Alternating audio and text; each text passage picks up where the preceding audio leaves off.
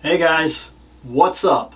Out of this whole collection, this whole thing here, there's always been one item, one thing that I love, that I'm really into, that I'm a big fan of, that has never really hit the shelf. Ever. It's never hit the shelf. It's never been a part of my collection.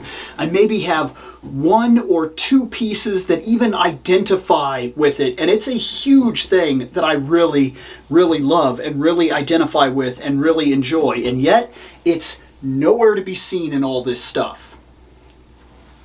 But for the last 2.5 months, I've been collecting something in secret. Very quiet, very hush-hush. I've literally told nobody about it. I've made no social media posts, I did absolutely no TikToks, and I mentioned absolutely nothing to anybody that I hang out with. And what is that thing? Well, this may surprise some people.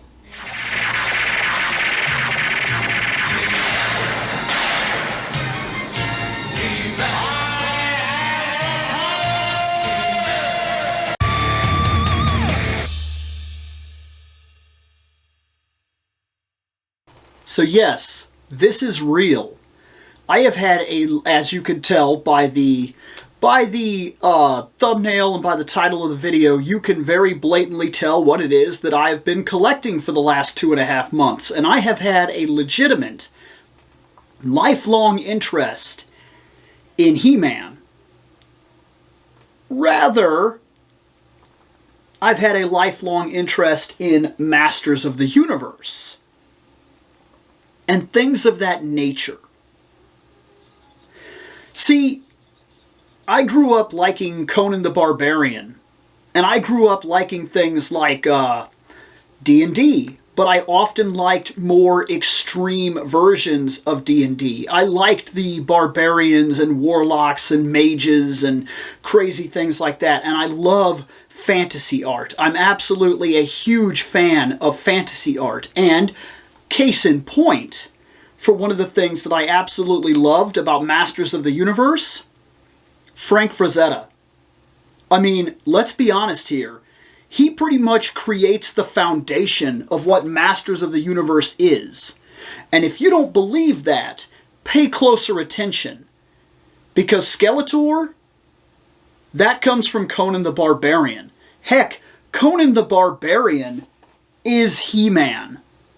Let's be honest about the way the toys were originally made. The original first toys were made in a way that very blatantly said, these are barbarians. They're big, strong, warrior-esque people. Even the women, everything about them. Look at Evelyn. Does that seem familiar? Look at He-Man. Does that seem familiar? Look at Skeletor. Does that seem familiar? Look at characters like Red Sonja, which you know I love. And the only thing that really came close to that in terms of first visual dynamic that I ever saw when I was reading superhero comics turned out to be Wonder Woman. And I literally built an entire love foundation around that character. That is my favorite superhero.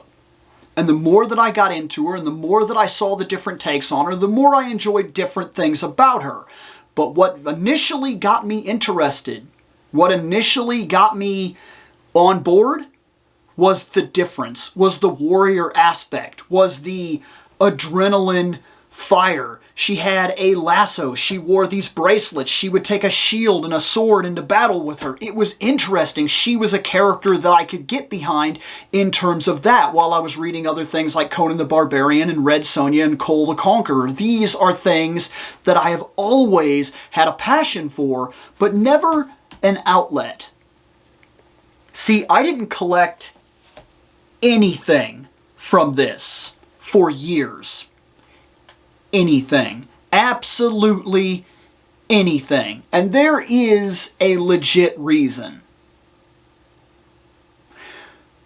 So, in this video, let's break down a couple of things. Let's talk about, first off, What is it, in general, that I love about the Masters of the Universe line?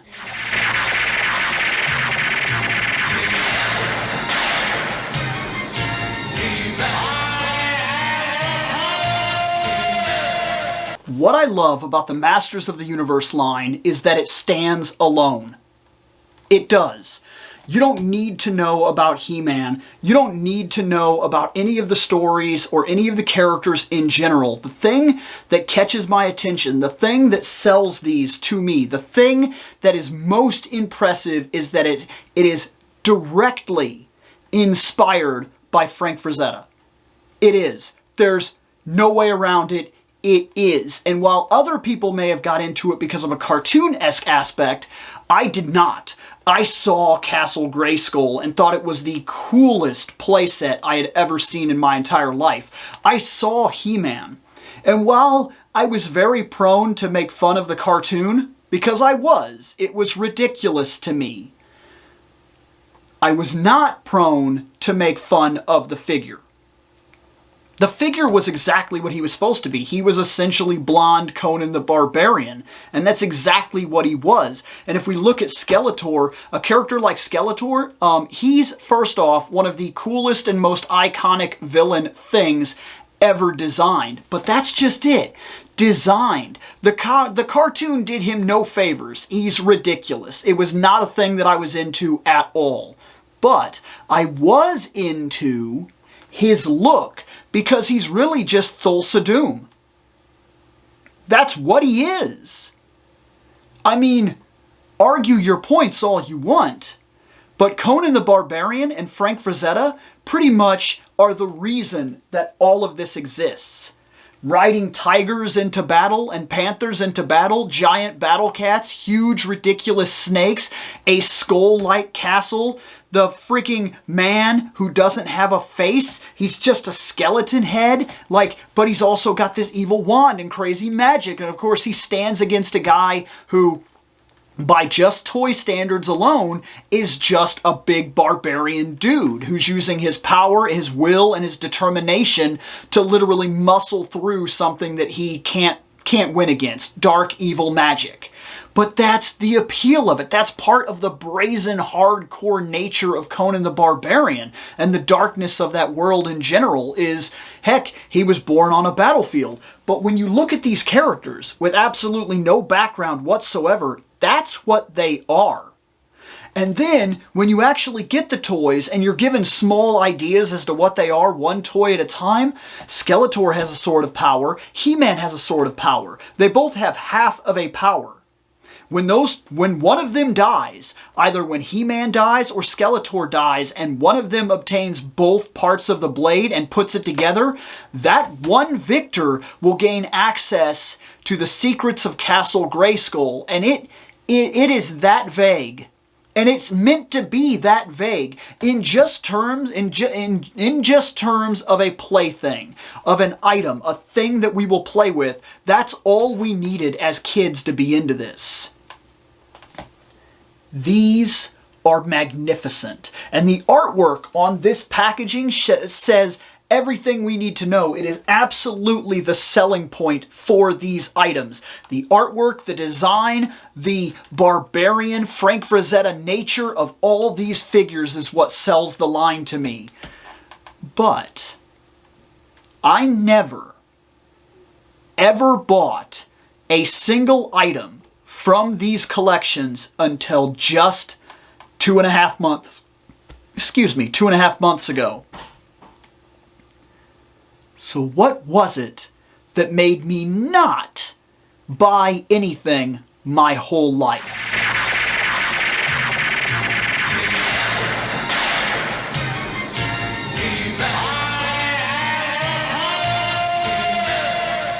I was born in '84. I'm 38. You would think that I would be prime time birth for what was going on at the time. But you see, honestly, I missed it. I missed all of these figures. Why? Well, You might not think so, but 4 years is a big deal. And I missed out on things like Transformers, though I don't care. That's not a toy line that I care about, nor is it anything that's going to appear on my shelf. And I missed out on the late 70s Star Wars boom to get a bunch of Star Wars toys. Now, I did fall into those, but that's also because the 90s saw the re-release of Star Wars in theaters, and that kind of re-blanketed Star Wars across for a whole new generation of fans, and I happened to fall into that generation. So I loved a bunch of Star Wars stuff. These didn't get so lucky. See, by the time that I was old enough to care about anything, the Ninja Turtles had already taken hold, and those were some fantastic figures. Let's be honest here, by the time I was old enough to care about anything, it was already 89 to 91. And what was really big? Well, at the time, Ninja Turtles. Ninja Turtles were outrageously big, and those were the toys that I fell into. Those were the ones that I expressly remember collecting the most, because those are what were bought for me. They were the big item. They were the thing I watched on TV. They were the thing that was bought for me. I got them for Christmas and birthdays and everything. And then, when I started getting my own money and was able to buy my own things, I started discovering some things like G.I. Joes. And I loved the idea of G.I. Joes just being characters. We've discussed this before, actually. G.I. Joes, to me, had the personality that they had from character, just character. Visual storytelling. I looked at the G.I. Joe, and I made up my own storyline. And that's exactly what we're supposed to be doing with this. Sure, there's a rich history here now. But when these things were really being put out on the market and people were thinking, well, how will people care? And what will they care about? And the whole idea, out of sight, out of mind, is a very real thing. Once these toys no longer had the backing of the cartoon and the cartoons were out there, that was it. I didn't see this. I didn't care about this. I was watching Ninja Turtles, which was, at the time, at the program that I was watching, the television station that I was watching was playing back-to-back with Ghostbusters. So my big 80s toys were Ninja Turtles and Ghostbusters. I never got into this. Somewhat. And it was because of my time when I was born that really kept me out of it. And to put a little more on this, you also have to consider that around the time that I was getting into my own stuff, like the Ninja Turtles and whatnot, this cartoon had pretty much bled off the station that I was watching. And out of sight, out of mind is a real thing. So the cartoon gave me no interest, and when I went to the store, I would walk right by these guys without even thinking about what they were. They didn't interest me. But there was something that did interest me, and that was Conan the Barbarian. And sadly, these two universes did not mix. Let's talk about how I got into Conan the Barbarian.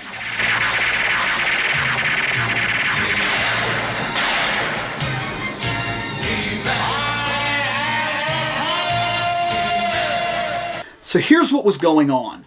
My mother used to do a lot of odds and ends jobs. Everything from cleaning a person's house to mowing a person's lawn to digging areas for she would dig out yards and do things like that for stuff like landscaping, or she would help paint rooms.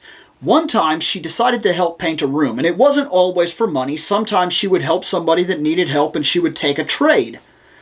This time that's what she did. She took a trade, and the trade that she took was actually a bunch of comic books, a gigantic box of comic books, in which she brought back to the house after helping paint the room that she said she would help paint. She gave that box to me. In that box, I found Tales from the Crypt, original Teenage Mutant Ninja Turtles comics, and a decently large stack of Conan the Barbarian books. When I read these books, I didn't know what it was I was reading. But they absolutely blew me away, and they held me in a way that I was not prepared for. And it was after that, after reading the Conan the Barbarian books, that I found a new interest for certain things. the big barbarian archetype. I like the big, crazy, basically nude barbarian guy and women, these beautiful, unbelievable women, and these basically god bodies that ran around, men and women that just had these crazy adventures, giant, evil python snakes. They were rad, and they would ride into battle not on horses. A horse, anybody has a horse. They would have these big giant battle tigers and things like that, and just it was unbelievable. And it didn't take place on our world. That was one of the first times I was experiencing something like that. Ghostbusters and Ninja Turtles were very basically on our world, and why Conan oftentimes is referenced as basically taking place on our world in the Hyborian Age. There's an awful lot of other things that fall into this category that don't. They take place on different worlds and different universes, in different universes where our rules don't apply, and that is magnificent. Now, shortly after, like I said, these were out of sight, out of mind, a couple of shows came on TV that ruined my idea of He-Man. But I got into other things.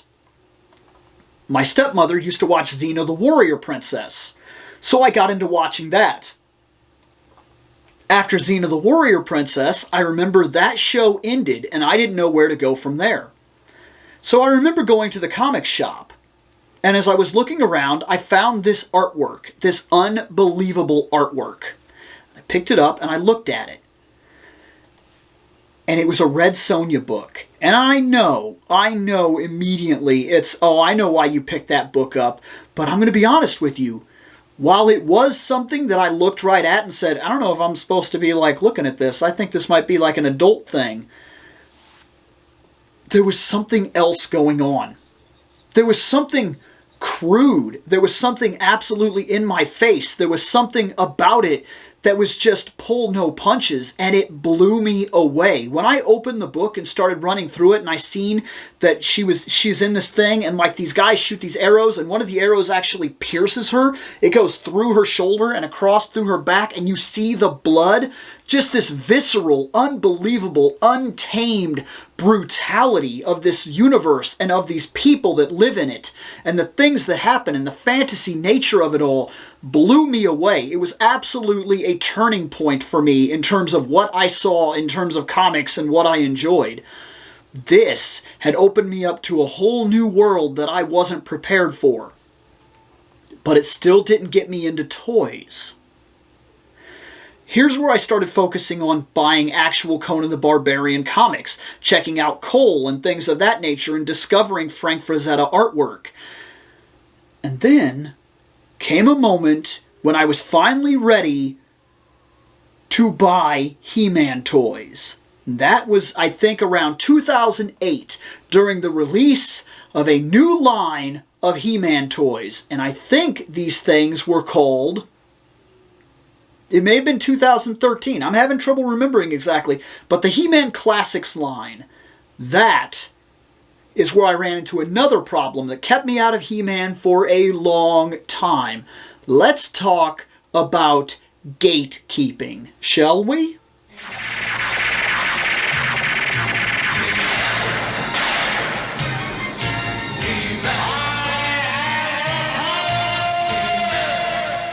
Gatekeeping. This is an awful thing that happens a lot in fandoms, in big fandoms. I saw a cool figure. It was a giant barbarian man, He-Man, and I knew what He-Man was at this point. I wasn't off about it or nothing, but I didn't care about He-Man. I cared about how cool that figure looked. That Classics collection where he was taller and he was looking better and he was a lot more there was a lot more art about him. He was a lot more detailed, and the way he moved and articulated, it was unbelievable. I absolutely loved it. And I saw a Skeletor that absolutely blew me away. And I remember I was on Amazon and was checking out these new figures, and I was blown away by them. And I was not the kind of person that ordered things online, but I seen them and they were there and they were unbelievable, and I put them in my shopping cart. And then I was looking around. And I was so excited about this new thing that I found that I just wanted a chance to share it. And I knew one person who liked He-Man. And I thought, awesome, I'll show him this, we'll both be excited about it, and then I'll buy it, and it'll be so cool, and we'll both be into something, right? Well, turns out that didn't happen. I showed him the Classics line, and immediately he was like, I'm not going to tell you who he is or nothing like that. If you know the story, you know the story from my past. If you don't, then this is just a story. But look, he was not nearly as excited about this as I was. In fact, he hated everything about it. He did not want to buy this. He did not want to see this. In fact, he wanted to critique every little thing about it. The belt's not right. They're too tall. This is the wrong muscular build. He didn't have bracers like that. Blah, blah, blah, blah, blah, blah, blah, blah, blah. And he just reamed over and over and over again. And every time I tried to explain to him, yeah, but they took the original concept and they modernized it. It's better, bigger, crazier, cooler toys with more articulation, and they're going to look great on the shelf, and these are really cool. And it was just back and back and back again and again and again. I don't care. This is wrong. They shouldn't call it the Classic Collection. If it's not classic, this is not He-Man. This is not Skeletor. These figures are ass. Blah, blah, blah. And just over and over and over again, he shut me out.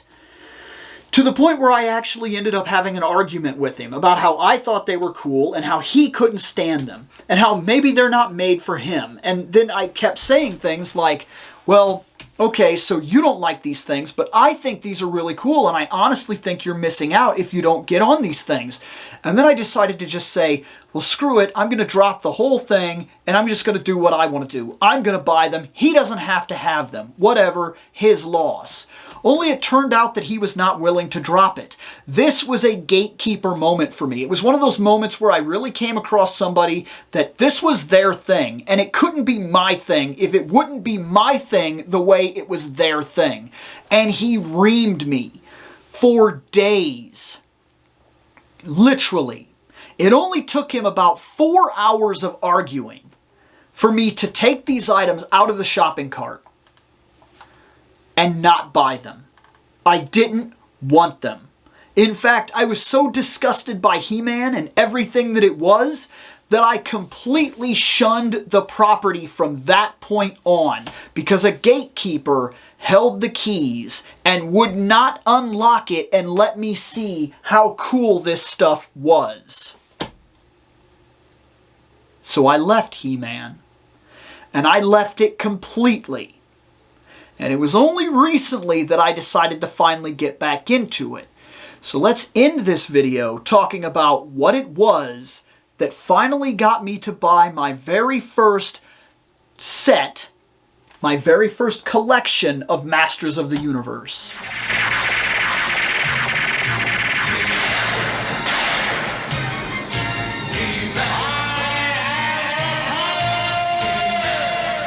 Here we go. A little while ago, you may have noticed that there was a lot of arguing about a very specific property. Masters of the Universe Revelations. A lot of people were mad about this show. A lot of people. But I remember seeing the artwork for this show. And I remember seeing the figures for this show. And while I was still irritated about He-Man and what he was, all of a sudden, the gatekeepers, the same kind of people that had kept me out of it, were uninterested. They were walking away from the property because it wasn't what they wanted it to be. And that finally gave me the opportunity for the first time ever to get into it. See, when the gatekeepers are stepping away and they're mad and they don't want anything to do with it, that's my opportunity to finally look in and see what it is for myself. And so I did. I immediately took the opportunity to dive in and check these things out. And every figure that I saw was more interesting and more awesome than the next. I, of course, wanted a He-Man and I wanted a Skeletor. But my initial issues kept me away from it again. Every time I picked up the figures and every time I thought about buying it, I thought about putting it on my shelf and I thought about the critique and the irritation that was going to come with it because this show was getting so much drama. And while it interested me that the show was different, it did not interest me that it had so many gatekeepers revving it up again, keeping people out. Well, recently, I got to looking around, and in a secondhand store, I found a He-Man and a Skeletor sitting right next to each other. I picked them up and I checked them out, and these are fantastic figures. And then I got my very first hit. I got to look at the box art for these things, and it blew me away. This is heavily inspired fantasy barbarian art at its finest. The coloring, the boxes themselves are an absolute work of art. And I'm not kidding, I unboxed my figures. You know that's coming. You know that I'm going to do a video unboxing all of this. But for the first time ever, I'm going to take a lot of care when I do it, because I want to keep every single one of these. I am not kidding when I tell you that the artwork alone can sell these figures. This is a character I know nothing about. Nothing. Scareglow. I know nothing about him. But I'm going to tell you something right now. The figure caught my attention. But this caught my attention even more. And this is some of the coolest artwork I have ever seen on character packaging in my literal entire life. This line of figures has not only interested me to no end, but it finally got me buying the figures. And also, for the first time ever, I finally decided to buy some classics. Because as a thing that's going on right now in the He-Man toy lines, Mattel is re-releasing a lot of their old figures. And as they do so, this is pretty cool box art as well. And this character right here poses better, moves better, stands better, and looks better than the original. Has more paint, such as these arms right here. The little bracelets right here, that used to just be one color on He-Man. It was just an uncolored kind of ugly thing. I've seen it in a lot of characters on the classic lines where that is not colored in. It's just his flesh color. But this, while they keep it basic so that it still looks a lot like the original line that I missed out on, that I never had any real interest in, it's painted still better than the original classic figures, while still being painted basic enough that it looks and represents exactly what it's supposed to be, a classic figure. And his Battle Cat to scale is amazing. He fits on this, he rides this. Look at that artwork. And flipping it around, check that out. This sells the figures. This is some of the greatest artwork I have ever seen in a line ever. Now, not all of this came perfect. His face is messed up. Not all of this will be kept. I had to order some of this stuff and have it sent to me. So not all of it is perfect. But what does survive, what does work, what does look great, looks absolutely great. I'm going to cut that off. I'm going to keep this. I'm going to hang it up or possibly make a picture frame where all of this stuff goes together. But the point of the matter is, this is fantastic, fantastic design.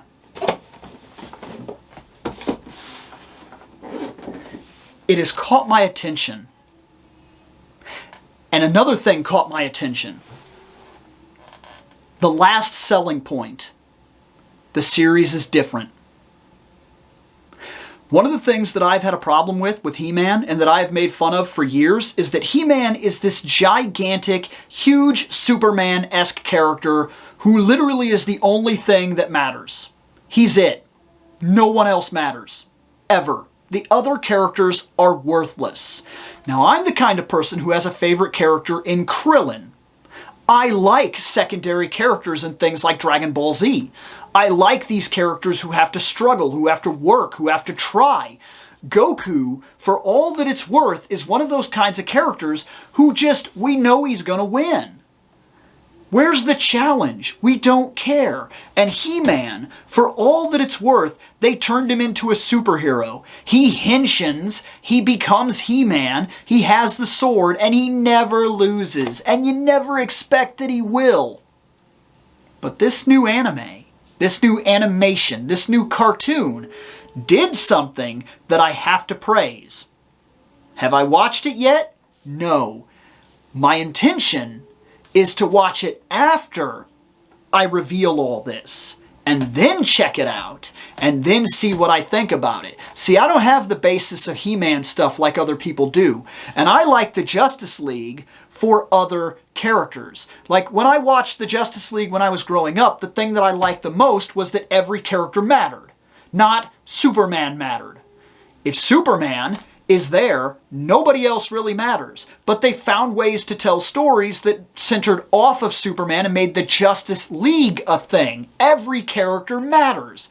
Every character's important, and every character has spotlight moments. Then, I heard that in Revelations, He-Man loses, and the other characters have to step up. This is what I have been waiting for forever.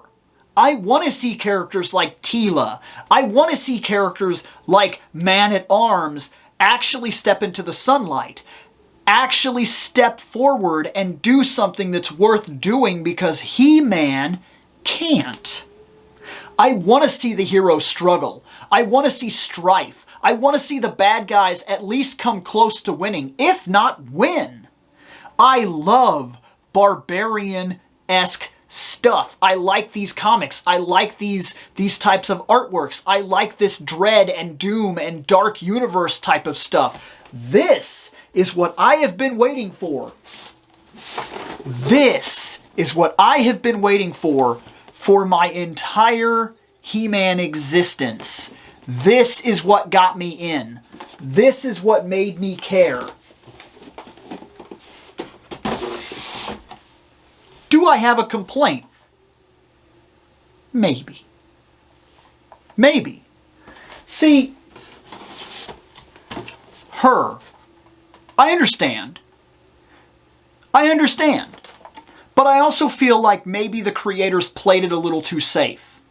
Because personally, for me, and this all comes back to my barbarian love background, Evelyn should look like this. That's me. That's me in the way it is. And it's not me playing gatekeeper like I just said either. As you see, I bought the new Evelyn. I do think she looks really cool. I do think that this will be a neat figure, and I do think I'm going to swap that head for the long hair one. But this is not a bad design. This still fits exactly what I want it to be. But I do wish that we at least had a shot at classic Evelyn. That we at least had a shot at classic Teela. That's her, right? Teela, yeah. I'm not 100% big on her redesign. But I do still think she looks cool. And not knowing any of the stories allows me to just look at this and say, hey, that thing is cool. That weapon is cool. That character is cool. That art is cool. That is actually really cool. That's just a minor little piece of background story that if I was still playing Joe's or whatever you want to call it, that would have me on board.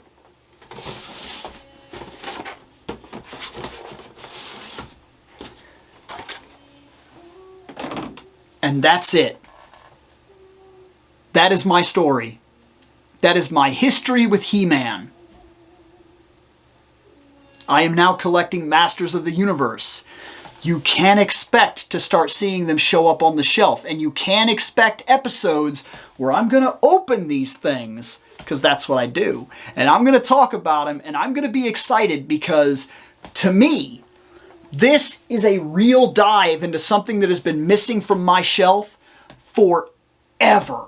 Forever I have wanted Red Sonja, Conan the Barbarian, Cole the Conqueror type of figures, barbarian fantasy figures. And this is the closest that toys have ever come. And I am excited. I might come in and even talk about the episodes as I watch them. I don't know yet. That's it. I'm new. I'm a new He-Man fan. I'm just getting in. I have a long history with the character and a long history with what created the character. But in terms of jumping into He-Man, this is it. This is my first steps into such a huge fandom, and one that I'm honestly excited about. In fact, I've already made up my mind to save up the money. I have somebody that's willing to sell it to me. I'm going to get a Castle Grayskull. I'm going to get one, and I think it's going to go right there. I'm going to open it so that it's just I just need the castle. I think it's going to go right there, and I think this shelf might become my He-Man shelf. Like, these toys are legitimately cool, and that is the biggest reason I am interested, is for legitimately cool toys. We'll talk more about this as I open them. But for right now, I'm a new He-Man fan, and I am legitimately excited to be a part of this. Later on.